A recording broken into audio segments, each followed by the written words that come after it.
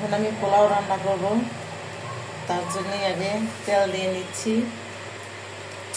তেলটা শেষ, এরপরে আমি পেঁয়াজ গরম মশলা দিয়ে দিলাম।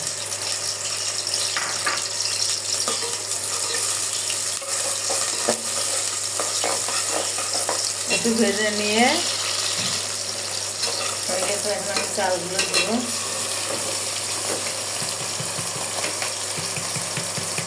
চালগুলো আগে থেকে ধুয়ে পানি ঝরাইতে দিয়েছিলাম। ভেজে নিই। দুইভাবে রান্না করা যায়, একটা চাল ভাজে আর একটা হচ্ছে পানি গরম করে তার ভিতর দিয়ে, দুটোই করতেই পারি, কিন্তু এটাই করবো আজকে। কম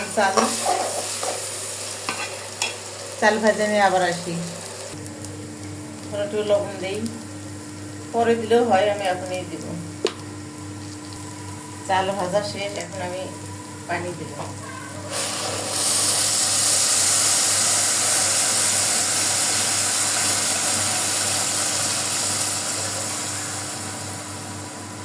বাস হয়ে যাবে, এই পানি হয়ে যাবে। পানি দিয়ে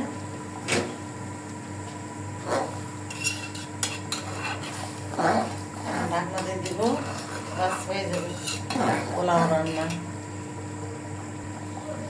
অনেকে পোলাও রান্না করতে গেলে রসুন বাটা, আদা বাটা এগুলো দেয়, এগুলো দেওয়া লাগে না, কারণ পোলার চালেরই একটা সেন্ট আছে, এই সেন্টটাই সুন্দর। কারণ আদা রসুন বাটা দিলে তখন আবার অন্য একটা সেন্ট হয়ে যাবে।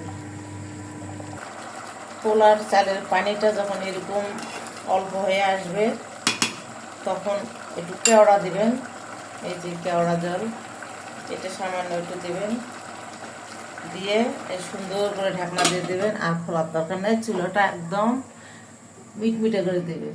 কিন্তু এরপরে দেখবেন যে একটু পরে এসে দেখবেন যে সুন্দর মতো হয়ে গেছে।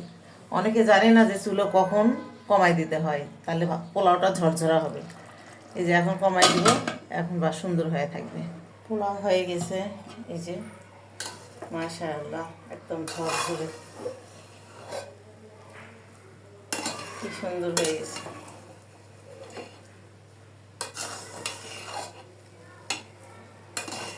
সুন্দর পোলাও হয়ে গেছে, ফাইনালি শেষ।